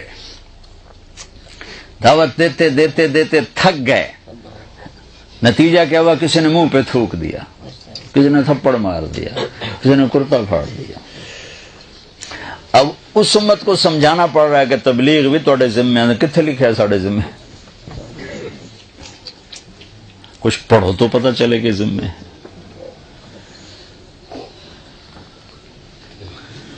تو آپ تھک گئے تو اللہ کی مدد آئی. نبوت کا یہ 11واں سال تھا. تو آپ تھکے ہوئے رات کو منا میں گشت کر رہے تھے تو آپ کو کچھ نوجوان ملے. آپ نے کہا بھائی کہاں گئے ہو؟ کہا جی ہم یثرب کے ہیں. کہا میری بات سنو گے؟ میں اللہ کا نبی ہوں. کہا اچھا. اب مدینے والے یہودیوں سے سن رہے تھے کہ ایک نبی آنے والا ہے تو ان کے کانوں میں آواز پڑی تھی. کہنے لگا اچھا کیا ہے تیرے پاس؟ تو آپ نے پڑھا وَإِذْ قَالَ إِبْرَاهِيمُ رَبِّ اجْعَلْ هَذَا الْبَلَدَ آمِنًا وَاجْنُبْنِي وَبَنِيَّ أَن نَّعْبُدَ الْأَصْنَامَ رَبِّ إِنَّهُنَّ أَضْلَلْنَ كَثِيرًا مِّنَ النَّاسِ وَمَن تَبِعَنِي فَإِنَّهُ مِنِّي وَمَنْ عَصَانِي فَإِنَّكَ غَفُورٌ رَحِيمٌ سے لے کر سورہ ابراہیم کے آخر تک. تو کہنے لگے ارے یہ انسانی کلام نہیں, یہ تو لگتا ہے وہی نبی ہے جو آنے والا ہے. چلو یہودیوں سے پہلے کلمہ پڑھیں. تو انہوں نے کلمہ پڑھ لیا. یہ کون تھے؟ ابو الحیثم بن تیہان, عبداللہ بن رواحہ, عبادہ بن سامت, اسعد بن زرارہ, نعمان بن حارثہ, سعد بن الربیع. ان 6 کے نصیب کھلے کہ انہوں نے کلمہ پڑھا اور آپ اتنا خوش ہوئے کہ جس کی کوئی حد نہیں. وہ کہنے لگے یا رسول اللہ ہم آپ پہ ایمان لائے, ہم اگلے سال آئیں گے. پھر اگلے سال آپ پورا سال آپ نے انتظار کیا. تو اگلے سال 12 آئے, 5 یہ, ان میں سے ایک نہیں آئے, 7 اور. پھر آپ نے باقاعدہ بیعت کی. پھر انہوں نے کہا ہم اگلے سال آئیں گے. پھر اگلے سال 72 آئے, 72. 2 عورتیں, ام منیع, ام عمارہ, اور باقی 70 نوجوان. نبیوں کے کام کی نشانی ہے کہ اس میں نوجوان زیادہ ہوتے ہیں, چونکہ وہ نرم شاخ کی طرح ہوتے ہیں, جدھر موڑو مڑ جاتے ہیں. روم کے بادشاہ نے ابو سفیان سے پوچھا تھا اس نبی کے ماننے والے بوڑھے ہیں یا جوان کا؟ یہ بھی نبیوں کی نشانی ہے کہ جوان ہی مانتے ہیں, جلدی مڑ جاتے ہیں.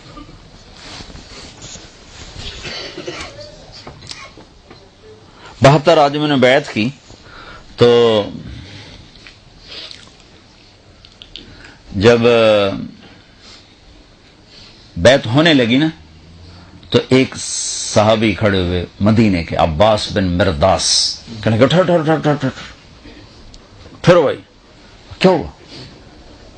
کہا سوچ لو, اگر ان کو لے جاؤ گے اپنے شہر, تمہاری عورتیں بیوہ ہوں گی, تمہارے بچے یتیم ہوں گے, اور پورا عرب تم پہ حملہ آور ہوگا.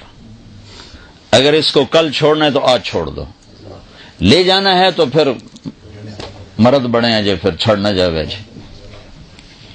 تو اس پر ابو الحیثم بن تیہان کھڑے ہو کر کہنے لگے یا رسول اللہ یہ جو کچھ ہمیں ڈرا رہا ہے عباس, وہ بھی مدینے کی تھے, اگر یہ سب کچھ ہمارے ساتھ ہو جائے تو ہمیں ملے گا کیا؟ تو آپ نے کہا جنت. کہا سستا سودا ہے, ہاتھ بڑھائیں. تو ابو الحیثم نے بیعت کی سب سے پہلے, یا برا بن معرور نے بیعت کی سب سے پہلے. جب بیعت مکمل ہو گئی تو ابو الحیثم کہنے لگے یا رسول اللہ ایک بات تو بتائیں, کہا کل اللہ آپ کو فتح دے تو پھر ہمیں چھوڑ کے مکے واپس تو نہیں جائیں گے نا؟ تو پھر آپ نے ہنس کر فرمایا الدم الدم الہدم الہدم, اب میری قبر بھی تمہارے مدینے میں ہی بنے گی, اب میں تمہیں چھوڑ کے کہیں نہیں جاؤں گا. تو بھئی یا رسول اللہ آپ تشریف لائیں, کہ جب میرا اللہ حکم دے گا میں آ جاؤں گا. تو یہ ذوالحج کی بات. محرم سفر، محرم گزرا تو سفر میں اجازت ہو گئی کہ ہجرت کرو. تو 1 2 3 4 10 5 مدینہ شروع ہوئے. 27 سفر شب جمعہ، جیسے آج شب جمعہ ہے، 27 سفر آپ ابو بکر کے گھر گئے. چلو بھائی اللہ کا حکم آ گیا ہے. میں کٹ کر رہا ہوں، مختصر کر رہا ہوں، پورا قصہ نہیں سنا رہا ہوں. تو ابو بکر نے کہا جی میں نے ایک غار تلاش کیا، پہلے وہاں چل کے چھپیں گے پھر آگے چلیں گے. تو غار سور یمن کی طرف تھا اور مدینے کا راستہ بالکل اپوزٹ تھا. تو یہ حضرات جا کر غار میں پہنچے تو اللہ کے نبی پنجوں پر چل رہے تھے، پورا قدم نہیں رکھ رہے تھے. اس زمانے میں کھوجی ہوتے تھے جو پاؤں کا نشان دے کے پہنچ جاتے تھے. تو آپ ایسے چلتے رہے پنجوں پر. تو پنجوں پہ پریشر پڑتے ساری انگلیاں زخمی ہو گئی. جب پہاڑ پہ چڑھنے کا وقت ہے تو اب چڑھ نہیں سکے. ابوبکر ویسے دبلے پتلے تھے لیکن آپ نے اللہ کے نبی کو کمر پہ بٹھایا اور پورا پہاڑ جا کے اوپر چڑھے.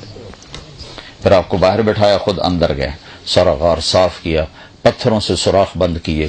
پھر سوراخ باقی تھے، اپنی پگڑی کو اتار کے پھاڑ کے سوراخ بند کیے. پھر سوراخ باقی تھے تو کرتا اتار کے پھاڑ کے سوراخ بند کیے. پھر ایک سوراخ باقی رہ گیا جس میں سانپ تھا، اس کے اوپر اپنی ایڑی رکھ دی کہ یا رسول اللہ اندر آئیں. جب آپ اندر آئے تو اندھیرے میں آپ کو پتہ نہیں چلا، تھوڑی سی روشنی ہوئی تو آپ نے دیکھا ابوبکر یہ کرتا یہ پگڑی کدھر گئے؟ کہ یا رسول اللہ یہ سوراخ تو مجھے ڈر لگا کوئی چیز نقصان نہ پہنچائے.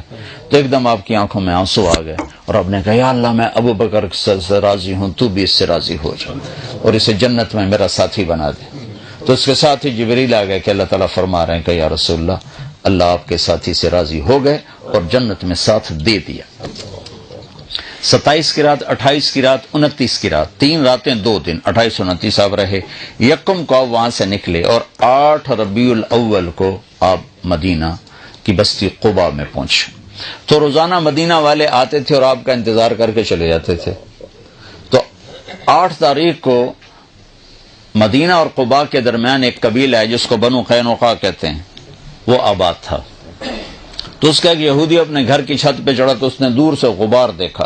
اب ان کا علم دیکھو اور گمراہی دیکھو. صرف دور سے غبار دیکھ کر اس نے نعرہ لگایا یثرب والو تمہارا نبی آ گیا. خود کلمہ نہیں پڑا، علم اتنا تھا کہ صرف غبار دیکھے گا وہی ہے. لوگ بھاگے. اتنے میں اللہ کے نبی پہنچ چکے تھے اور ابوبکر ان کو ایک چٹان کے نیچے بٹھا چکے تھے اور خود کھڑے تھے. اور ابوبکر کی داڑھی تھی کالی سفید اور اللہ کے نبی کی داڑھی تھی سیاہ کالی. دنیا سے جاتے وقت آپ کی داڑھی اور سر میں 14 سفید بال تھے ٹوٹل. تو لوگوں نے سمجھا کہ یہ جو جوان ہے نا یہ ابوبکر ہے اور یہ جو چٹے والوں والا یہ اللہ کا نبی. تو سب نے ادھر مسافر شروع کر دی. ابوبکر نے نہیں بتایا. یہ حکمت مجھ سے پوچھو جب میرے اوپر حال کرتے ہیں مسافر کرنے والے. کتنی باری میری جیب کٹ کے لے گئے.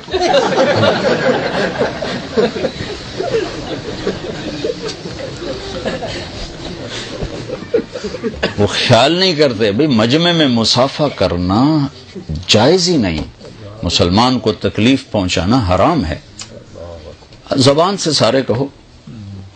تو آپ چپ کرے مسافر کرتے رہے. نہیں بتایا کہ میں نہیں ہوں تاکہ اللہ کے نبی کو تکلیف نہ ہو. تھکے ہوئے ہیں. 3 گھنٹے کا بیان کر کے میں اترا. پیشاب زور سے ہوا. میں بھاگا پیچھے ایک پٹھان بھاگا آ کے مجھے پکڑا. السلام علیکم. میں کہا چھاڑ میرا وچے نکل رہا ہے خدا دا بندہ.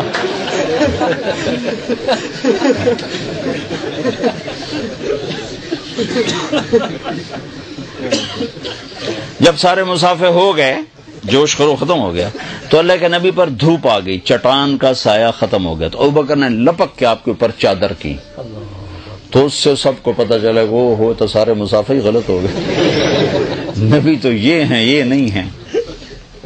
یہ میں ساری تمہیداً آپ کو تھوڑی سی تاریخ سنائی ہے. یہ تاریخ نہیں ہے، یہ دین ہے. یہ میرے نبی کی زندگی ہے، یہ دین ہے. آپ نے قباء میں سب سے پہلے مسجد بنائی. 2 ہفتے ٹھہرنے کا کوئی جواز نہیں تھا. 2 ہفتے کیوں ٹھہرے؟ مسجد مکمل کی. جب مسجد مکمل ہو گئی پھر آپ مدینے چلے اور یہ 22 ربیع الاول تھی. 500 نوجوان شاہ سوار نیزوں تلواروں کے ساتھ انہوں نے اونٹنی کو گھیرے میں لے لیا اور اب چلے مسجد کی مدینے کی طرف. راستے میں بنو سالم کا محلہ آیا, وہاں جمعے کی نماز کا وقت ہوا تو آپ نے پہلی جمعے کی نماز وہاں پڑھی. اس نماز میں عبداللہ بن سلام یہودی عالم آئے اور آپ کا خطبہ سن کے کلمہ پڑھ گئے. افشوا السلام واطعموا الطعام وصلوا الارحام وصلوا باللیل والناس نیام تدخلوا الجنت بالسلام. الفاظ سے کہ جادو. کہنے لگے ایسا خوبصورت کلام نبی ہی کہہ سکتا اور کوئی نہیں کہہ سکتا. مضمون کا ہے سلام پھیلاؤ, کھانے کھلاؤ, رشتہ داروں سے اچھا سلوک کرو چاہے وہ برا ہی کریں.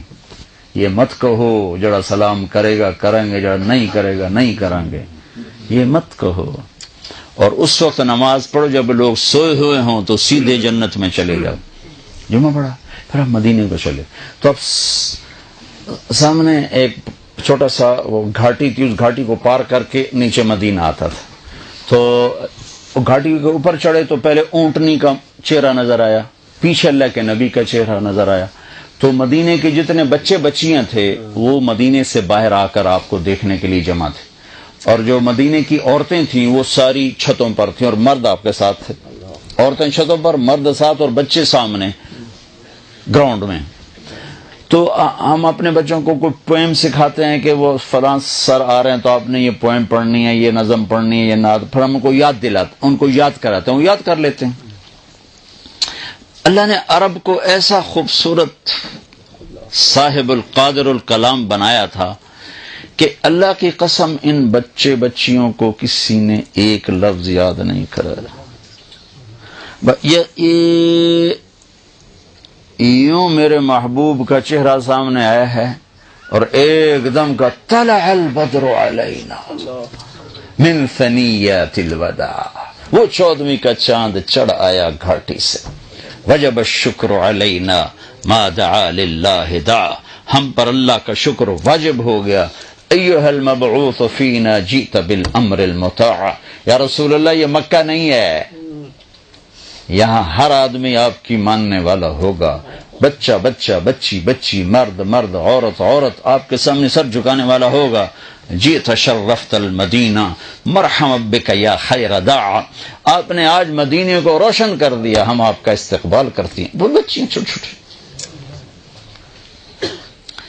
تو میرے نبی نے جو لفظ سنا نا مدینہ, میں نے کسی کتاب میں نہیں پڑھا لیکن مجھے خیال آتا ہے کہ مدینے کا نام تھا یثرب. یثرب کہتے ہیں غم کو. تو آپ ہمیشہ غلط معنی والے لفظ بدل دیتے تھے. تو آپ نے ان بچیوں سے سنا مدینہ, تو شاید اسی سے لے کر آپ نے یثرب مٹا کے نام مدینہ رکھ دیا. اب آگے سردار کھڑے ہوئے, بنو سالم یا رسول اللہ ہمارے پاس, بنی عوف ابن مالک یا رسول اللہ ہمارے پاس, بنو اشجع یا رسول اللہ ہمارے پاس, بنو بیاض یا رسول اللہ ہمارے پاس, بنو عبد الاشل یا رسول اللہ ہمارے پاس, بنو نجار یا رسول اللہ ہمارے پاس, بنو سلیم یا رسول اللہ ہمارے پاس.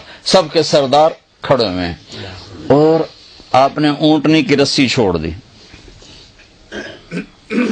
آپ کے جی میں تھا نان کے ٹھہروں بنو نجار, آپ کے دادا کی ماں بنو نجار سے تھی, لیکن منہ سے کہتے ہوئے آپ شرماتے تھے کہ دوسروں کو پھر تکلیف ہوگی, کہیں گے ویکھو جی سانو چھڑے تو ادھر چلے گئے. تو ہم نے کہا دعوها فإنها مأمورہ, اس اونٹنی کو چھوڑ دو, اس کو اللہ کا امر ہے, جہاں ہوگا وہاں بیٹھ جائے گی. تو پہلے جا کر سیدھی ایک کھلے میدان میں بیٹھی. تو آپ نے کہا یہ ہماری مسجد ہے.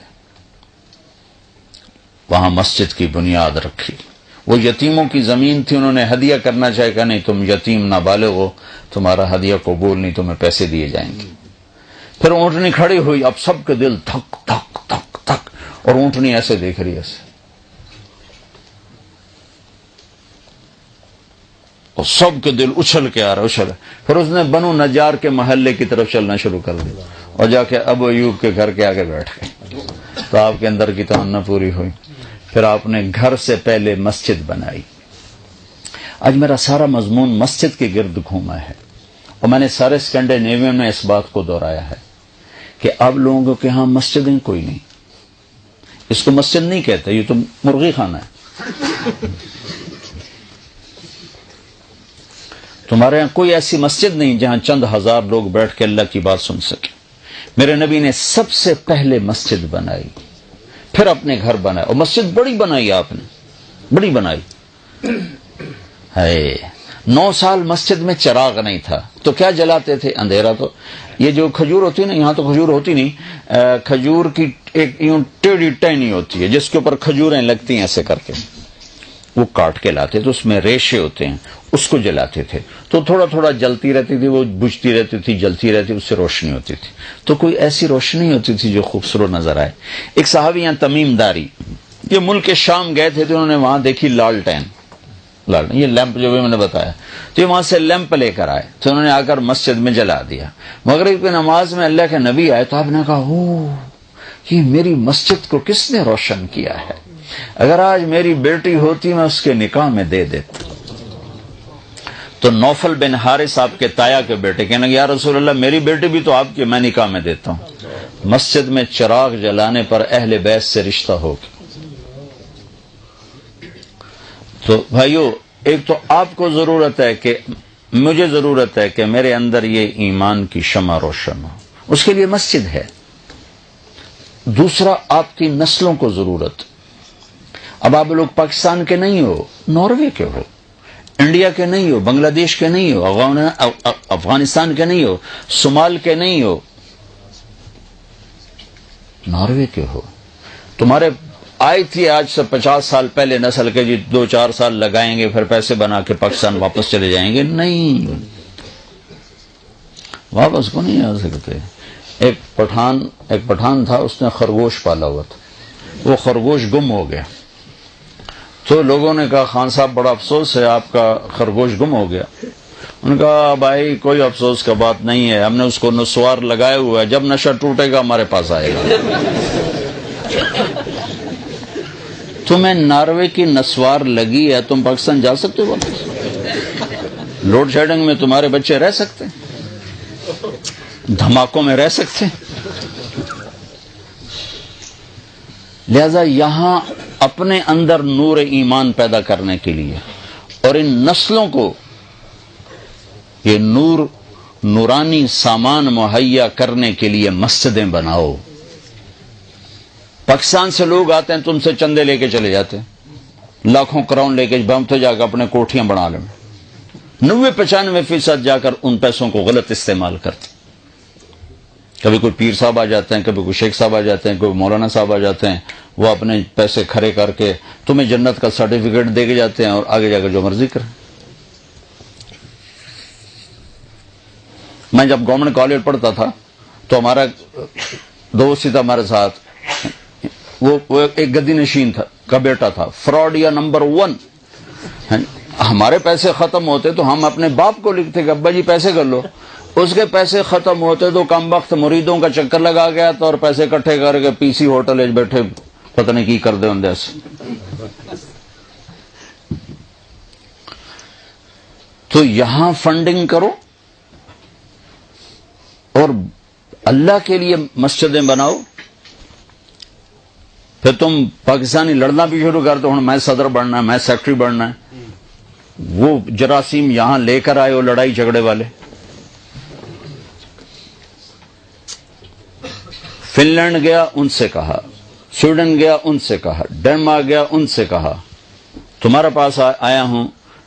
اب تمہارا وہ جو بیان تھا ہال والا، میرا جی چاہ رہا تھا یہ سب کی ٹھکائی کروں جنہوں نے یہاں میرا بیان کروایا۔ گھوں گھوں گھوں ہو رہی ہے، نہ کو مجھے پتا چل رہا ہے کہ میں کیا کہہ رہا ہوں، نہ سننے والوں کو پتا چل رہا ہے کہ مولوی صاحب کیا کہہ رہے ہیں۔ تو تمہارے پاس اتنی بڑی مسجد ہو جس میں تم اللہ کے بندوں کو بٹھا سکو۔ میں فرانس گیا، انہوں نے بھی ہال لیا، فرانس والوں سے کہا او بھائی اپنی نسلوں کے لیے مسجدیں بناؤ، مت دو پاکستان سے آنے والوں کو چندے، مت دو ہندوستان سے آنے والوں کو چندے، آپس میں فنڈنگ کرو۔ اگر یہاں مسجد مدرسے نہیں ہوں گے، میں جنوبی امریکہ گیا ہوں، جنوبی امریکہ 1 کروڑ کے قریب مسلمانوں کی نسل اسلام چھوڑ کے فارغ ہو چکی۔ وہ کس وجہ سے کہ ان سے ظلم ہوا، انہوں نے نہ مسجد بنائی نہ مدرسہ بنایا، صرف کماتے رہے۔ اتنا پیسہ ہے وہاں ان کے پاس کہ پورا ملک خرید لیں، ایک مسجد نہ بنا سکے، نسلیں اسلام سے پیدل ہو گئی۔ فرق پاکستان میں کوئی لڑکا بگڑے گا نا تو زیادہ چرس شراب پر جائے گا، یہاں کوئی بگڑے گا تو اسلام ہی چھوڑ جائے گا۔ تو ان کو مسجد نہ سمجھو، یہ تو ایک مسلح ہے، محلے والوں کے لیے ٹھیک ہے، تبلیغ والوں سے کہتا ہوں، اب لوگوں سے کہتا ہوں بڑی مسجد بناؤ، تبلیغ والوں کو فنڈ دو، یہ بڑی مسجد بنائے، بڑا مرکز بنائے۔ اس میں 2008 میں آیا تھا، میں ان سے کہہ کر گیا، او بھائی کوئی مدرسہ بناؤ، کوئی مسجد بناؤ۔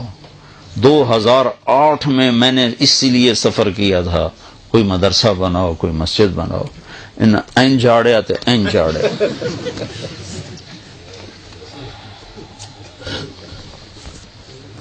اگر یہ کام آپ کر کے نہ گئے تو آپ کی اگلی نسلیں حوالے ہو جائیں گی اوروں کی۔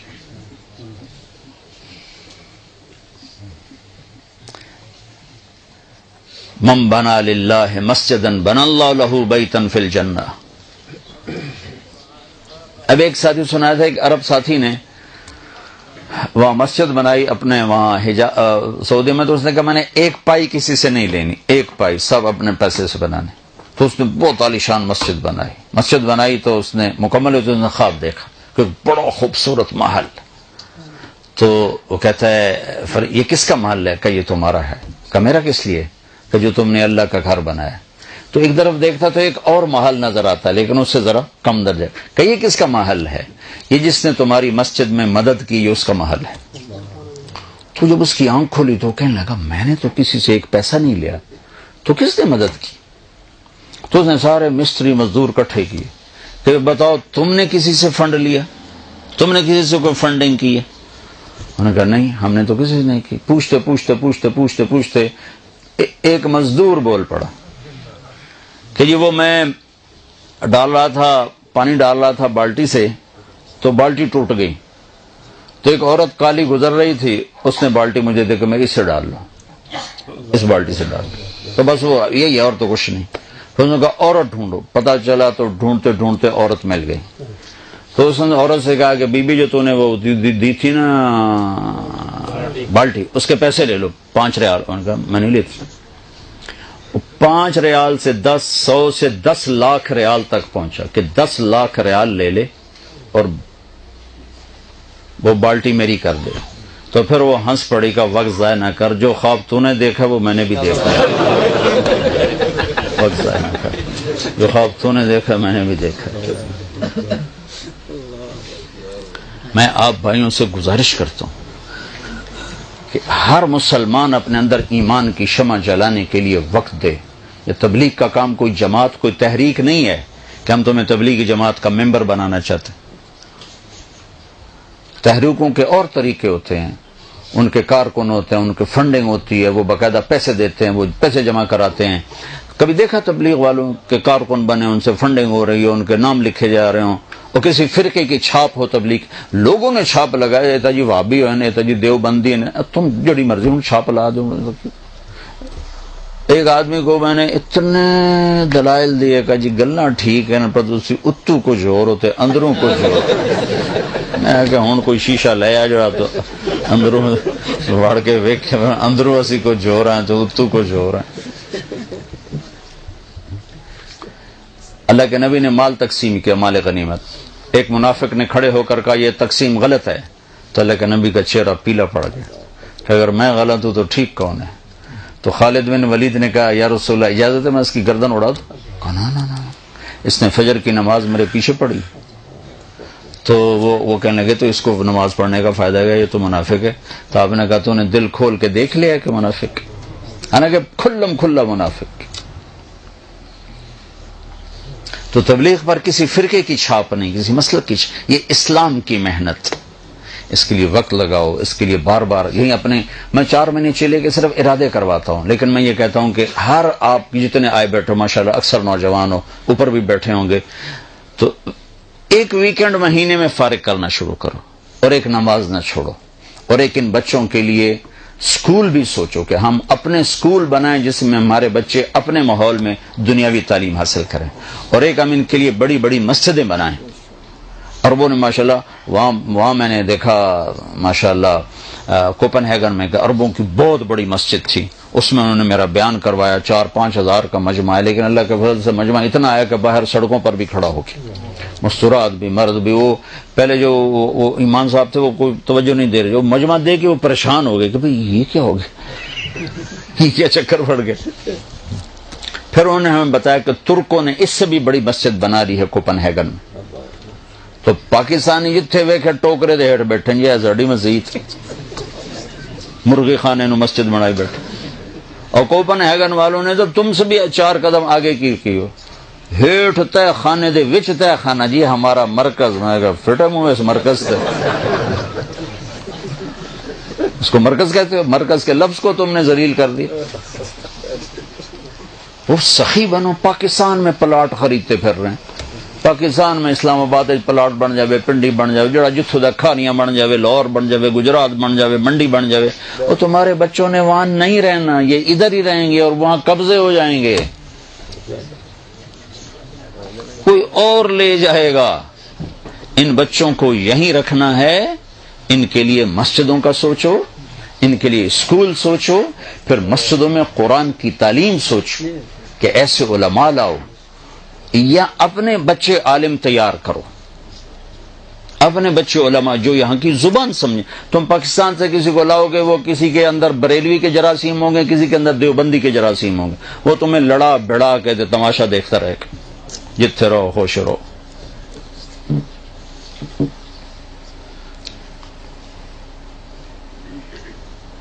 یہاں سے علماء تیار کرو، یہاں سے جو نارویجن بولتے ہوں، یہاں کے ماحول کو سمجھتے ہوں، پھر وہ آ کر یہاں دینی علم کو زندہ کریں، قرآن کو زندہ کریں۔ پھر تم اپنے تمہارے پاس اللہ کے فضل سے اتنا پیسہ ہے کہ تم اپنے اسکول بھی بنا سکتے ہو، مسجدیں بھی بنا سکتے ہو، سب کچھ کر سکو، دل تو کھلا کرو۔ 5 کروڑ چندہ دے رہے ہیں، پلاٹ خریدنا ہو تو اگلے پچھلے بھی کھینچ کے اکٹھے کر کے قرضے اٹھا کے بھی دے رہے ہیں، مسجد بنانی ہو تو 5 کروڑ، اور جب صندوقڑیاں لے کے بیچارے مسجدوں میں پھر رہے ہوتے ہیں، یہ کتنے ہمارے لیے ڈوب مرنے کی بات ہے۔ تو بھائیوں میں بہت اہم بات کہہ رہا ہوں، بہت اہم بات کہہ رہا ہوں کہ اگر مسجدیں نہیں ہوں گی، بڑی بڑی مسجدیں نہیں ہوں گی، تمہاری نسل ضائع ہو جائے گی۔ میں جنوبی امریکہ میں دیکھ کر آیا ہوں، اور کس کی نسل برباد ہوئی؟ عربوں کی۔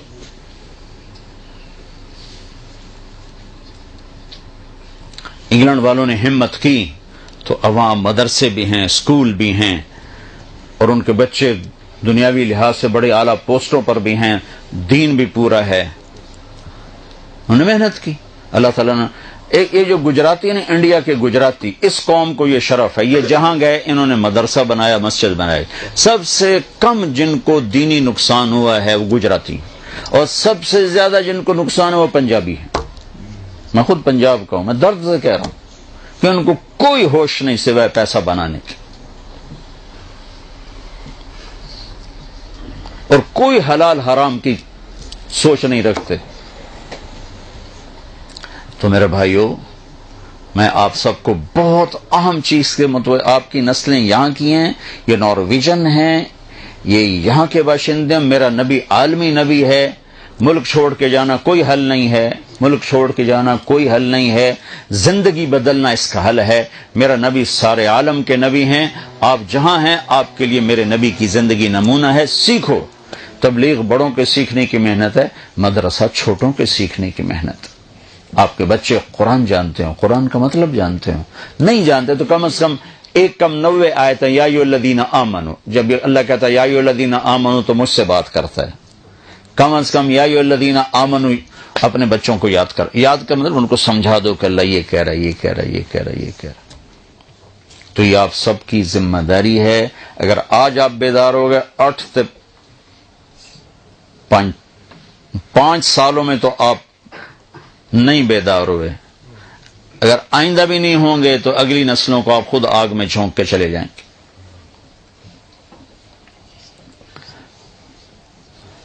جتنے فنڈنگ کرنی ہے یہاں کے لیے کرو، جتنا چندہ دینا ہے یہاں کے لیے۔ پاکستان سے آنے والوں کو سامنے ہاتھ جوڑ دی تو پاکستان 18 کروڑ مسلمانوں نند کل جا کے مانگ لو سانو اتنے کوئی شاہ بنا دے۔ اپنی بچیوں کے لیے سوچو، اپنے بچوں کے لیے سوچو، تاکہ یہ اچھے انسان بنے، اچھے مسلمان بنے۔ یہاں کی عورتوں سے پیپر بنانے کے لیے شادی مت کرو، اتنا بڑا دھوکہ مت دو۔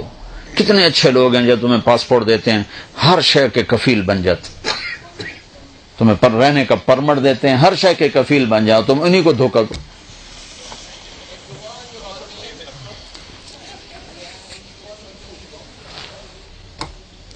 جٹ دھی نو لک پیا، دھی دے گھر چوری کر جٹ وڑ گیا، موقع تے نپیا گیا تے گھر آتے آکھن لگ گیا نپیا تو میں گیا پر شرمندہ وہ بڑے ہوئے ہیں۔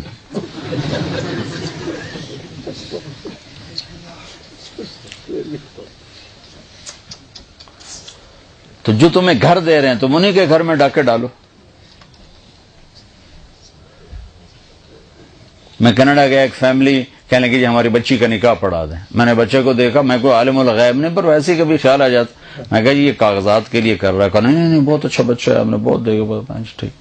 میرا کیا، میں تو نکاح ہی پڑھا 4-5 سال میں الو کا پٹھا کم وقت حرامی وہ لے گیا، کاغذ ملتے ہی وہ بھاگ گیا، ہماری بچی کو چھوڑ کے چلا گیا۔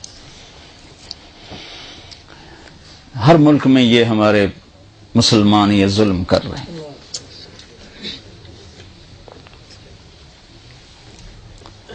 تو میری بات کو سمجھیے، جس کو محلے کی مسجد بناؤ، مرکز باہر لے جاؤ، بڑا بناؤ۔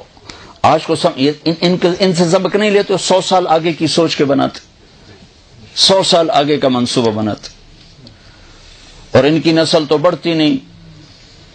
فی آدمی مجھے کوئی بتا رہا تھا کہ 1.5 بچہ بنتا ہے فی آدمی، اگر اس کو تقسیم 1.5 بچہ فی آدمی، میں اللہ دیکھا 3.5 فی کٹو تو 10 بن جاتے، 7.5 میٹر چلنا ہی جاتا ہی اللہ نہ مکاوے۔ ابھی فرانس میں ایک ساتھی کو میں نے فون کیا، میں کہا کیا حال ہے، کہنے لگا جس گھر میں 10 بچے ہیں اس کا کیا حال ہوگا۔ میں کہا بڑی ہمت ہے، کہنے لگا الحمدللہ 11واں راستے میں ہے، میں کہا 12 پورے کریں۔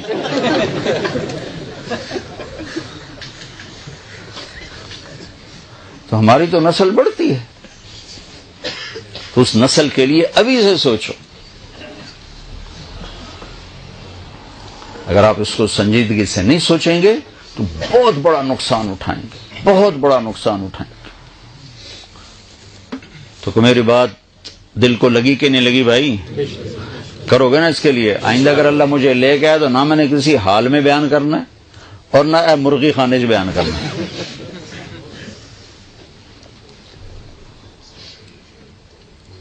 اللہ سے مانگو، تم نے کوئی اپنی جیب سے دینا، اللہ کے خزانہ، اللہ کا گھر بنانا ہے۔ جب اللہ ارادہ کر لے گا تو بنوا دے گا۔ ہارون رشید نے اپنی بیوی سے کہا غصے میں، تو نے میرے ملک میں آج رات گزاری تو تمہیں 3 طلاق۔ پیچھے پریشان ہو کر اس نے علماء بلائے کہ اب جی فتویٰ دو۔ وہ کہنے کے اپنے ملک سے باہر نکالو تو طلاق نہیں ہوگی، ملک میں ہوگی تو طلاق ہوگی۔ وہ کہنے لگا ملک سے باہر کہاں سے نکالو؟ تیز رفتار سواری گھوڑا، اور ملک اس کا ضلع ملتان تک۔ تو سر پکڑ کے بیٹھا، کہنے لگا کوئی ابو حنیفہ کے شاگردوں میں کوئی ہے؟ تو اس وقت امام ابو یوسف کا اتنا چرچا نہیں تھا، ان کو بلایا، انہوں نے کہا جی کوئی راستہ ہے؟ کہاں؟ رات مسجد میں گزارے طلاق نہیں ہوگی۔ تو سارے علماء نے ایسے دیکھا جی وہ کیسے؟ تو انہوں نے فوراً کہا اللہ کہتا ہے وَأَنَّ الْمَسَاجِدَ لِلَّهِ، مسجدیں اللہ کی ہیں، کسی بادشاہ کی نہیں، یہ اللہ کی سلطنت ہے۔ تو ہارون رشید نے خوش ہوا، 1 لاکھ درہم ان کو انعام دیا، اور chief justice of Abbasi kingdom اس نے ان کو تعینات کر دے، مقرر کر دیا۔ تو بھائیو اللہ کے گھر بناؤ، یہ اللہ کے گھر بناؤ، اور بڑے بڑے بناؤ، کھلے کھلے بناؤ۔ یہ نہ سوچو کہ نمازی کہاں سے آئیں گے، آگے 100 سال کی سوچو۔ کرتے ہو نا اس کی نیت؟ اور دوسرا میں نے کہا تھا 1 ویکینڈ آپ سارا لگا لیں گا، ٹھیک ہے؟ کرو گے نا اس کی نیت؟ اب سال کے اندر اندر جو 4 مہینے چلہ لگانے کا ارادہ رکھتا وہ کھڑے ہو کے دیدار کرا دے، پورے 1 سال کا ادھار، پورے سال کا ادھار۔